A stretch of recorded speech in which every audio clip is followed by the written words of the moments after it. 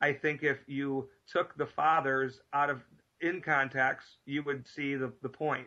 But since any argumentation dealing with the fathers here is out of context, it's inapplicable. And that's what been my whole point from the beginning. So it's not that I am trying to just throw them out the window. They're irrelevant because they're not speaking on this subject. If you went back and to one of the Western fathers, like Saint Hilary, and said, "Hey, we're going to change the words of consecration in the Roman Rite. What do you think?" I'm sure he would have a problem with that, and that's my point. Um, as far as us deriving all of our argumentation from Amlor, just because he was one of the first people to bring it up, it doesn't mean that's the whole crux of our argumentation, and it certainly doesn't still prove the point of Sedevacantism. The Novus Ordo Mass is something, as John Lane said, we kind of leave on the side of our plate. That's something the church is going to have to figure out later. Sedevacantists have far larger issues to deal with than the Novus Ordo Mass, but it's definitely something that is contributory to our argument, and it's definitely a matter. As far as the Protestants being involved in the formulation of the Novus Ordo Mass, it is an absolute and undeniable fact that 6 Protestants were involved in the making of the Novus Ordo Mass. Paul VI chose 6 Protestant ministers: Raymond George, Ronald Jasper, Massey Shepard, Friedrich Kuneth, Eugene Brand, and Max Thurian, to assist Bugniti in composing a new Mass, which would be acceptable to Protestants and non-Catholics. This special commission became known as the Concilium for the implementation of the Constitution on the Sacred Liturgy, the head of which was the liberal Cardinal Linacre, whom Cardinal Bacci described as Luther resurrected. The fact that Protestants collaborated in formulating the new Mass was confirmed in an article in the Detroit News entitled "Protestants Help Revamp Catholic Mass," Priest says. In this June 27, 1967 newspaper, it says, "Protestant scholars, including an American Episcopalian, have had a voice in recent changes in the Catholic Mass and other liturgy. It was revealed today by the leading American spokesman on church unity. Monsignor William W. Baum of Washington told delegates to the General Synod of the United Church of Christ that the Papal Concilium on liturgical reforms has turned to Protestant theologians and liturgists who sit in regularly on the meetings." In a private interview, Monsignor Baum said that the Protestant liturgical scholars at the Vatican represent the World Anglican Communion, the Lutheran World Federation, and the World Council of Churches. The Anglican representative, he said, is Dr. Massey Shepard, California liturgist and professor at the Church Divinity School of the Pacific at Berkeley.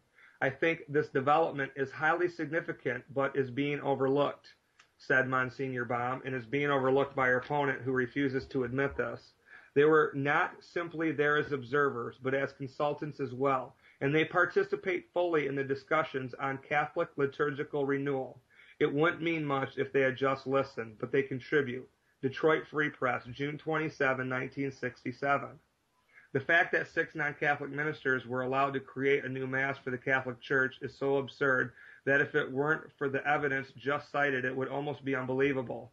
It would be just as ridiculous to entertain the idea for even a moment that a Protestant church, or any other church for that matter, would allow a group of 6 traditional Catholic liturgists to write a new worship service for their religion. Nevertheless, Protestant collaboration in the formulation of the new Mass is a documented fact. This alone reveals the heretical nature of Vatican II. There are also other things to point out as far as the Mass, the new Mass, not only of its invalidity, but of its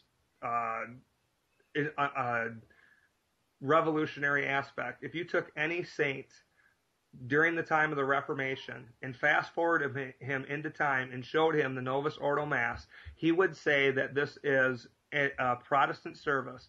He would say that it was an invention of Luther, of Cranmer, of Henry VIII. And that is a very, from a layman standpoint, who is not as learned as some of these other people are, these other theologians, just from that standpoint alone speaks volumes. The Novus Ordo Mass looks very close to an Episcopalian, an Anglican, or a Lutheran service. And that is definitely damning when it comes to this argument. It's funny that you say that the words of consecration, the minimal words are necessary are, this is my body, this is my blood.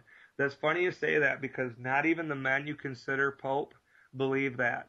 John Paul II and Benedict XVI both do not believe that this is my body and this is my blood are necessary for a valid Eucharistic formula. In fact, they believe it's the communion of the faithful present that effect the sacrifice. And to substantiate my claim, the Benedict XVI and John Paul II have approved Catholics attending the Mass of the Assyrian Church of the East, which has no consecration formula, no words of institution. Not only do they not believe the words are necessary, they also believe that the matter is also not dogmatic and not necessary. They don't believe you need wine to make the blood of Christ. They don't grape wine, and they don't believe you need wheat bread. In fact, they've allowed the change of cassava root for bread and rice wine for wine at Mass. They approved invalid matter for the Eucharist. So these aren't. This isn't. I guess if you want to look at this from a theological perspective, this is where the theology of the people that defend Vatican II are coming from. They're sitting here trying to say that we're crazy. Well, the same place that you get your theological authority, they approve anything. They approve masses without words of institution, and here we are fighting about for all and for many. Well, how about the Assyrian liturgy that your popes approve that don't say that even have no words of institution? And we're the ones that have crazy arguments or failed arguments. And the definition of the Mass, in the general instruction of the Mass, chapter 7, the Mass was defined with Luther's definition. The Mass is an assembly of the people of God with the priest presiding to celebrate in the memorial of the Lord, where 2 or 3 are gathered in my name, etc., etc. All of the references to a sacrifice to atone for sins have been deleted in the new Mass.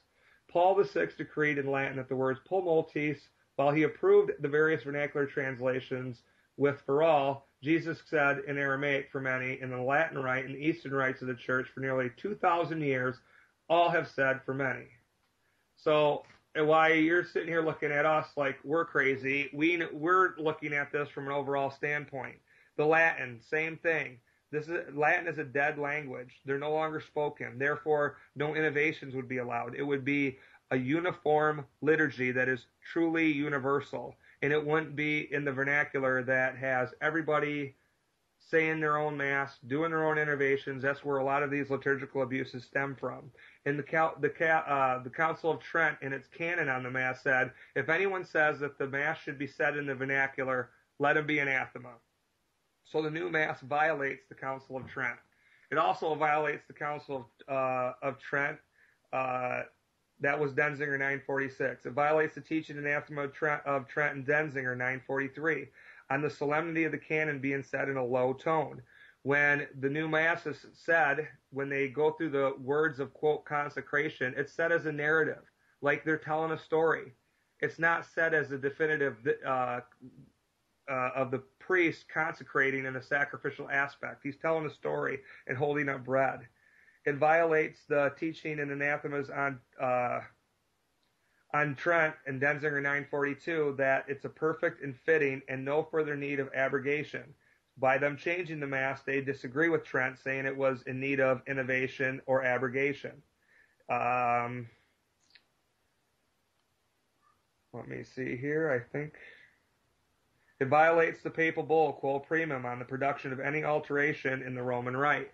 Pius V, in quo primum, when he promulgated the Tridentine Mass, the Roman Rite, said, no one from henceforth and forever in Christendom may say a Mass other than this altar missal given by us. And if anyone were to, let him get the wrath of Almighty God and the blessed apostles, Peter and Paul. So those who have changed the new Mass, or changed the Mass, and who have altered it, are under the wrath of the blessed apostles Peter and Paul and Almighty God, according to St. Pius V. So I think that will